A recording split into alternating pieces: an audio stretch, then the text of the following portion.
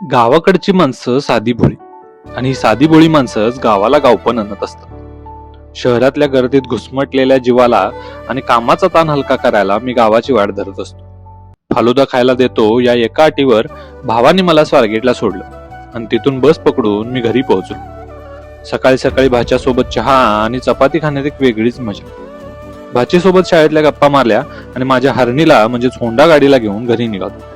या गाडीवरचा प्रवास मला खूप आवडतो आणि मग मी माझ्या गावात पोहोचलो. प्रत्येकाला आपला गाव खूप आवडतो आणि मी पण त्यातलाच एक. हिरवीगार झाडी, डोंगर, पाणी सगळं कसं रिअल. आराम केला आणि मामांच्या गावी निघालो. तसं मामांचं आणि माझं गाव जवळजवळच. घरी पोहोचलो तेव्हा पण ट्रॅक्टरने खेळत होता. आमचं पण बालपण असंच भारी होतं. आणि ही आमची आजी आमच्या बंडाला घेऊन बसली होती. गावाकडची माणसं साधी असतात. गल्लीतल्या आज्या आपलेपणानं माझी चौकशी करत होते आणि गावात कोणाचा काही कार्यक्रम असेल तर सगळी मंडळी आपुलकीनं जमा होत असतात. संदीप दादाच्या घराची वास्तुशांती आणि जमलेला हा गाव. कोंबडीचं बारसं सुद्धा न चुकवणारी ही आमची मित्रमंडळी. संध्याकाळी जेवणाच्या पंक्ती उठल्या आणि मग भजनाचा कार्यक्रम सुरू झाला. त्यानंतर हा धनगरी गाण्याचा आस्वाद घेण्यात एक वेगळीच मजा.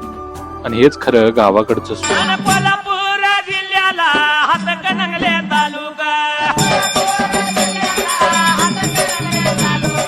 तालुक्याच्या बाजूला पटण कडोली गावाला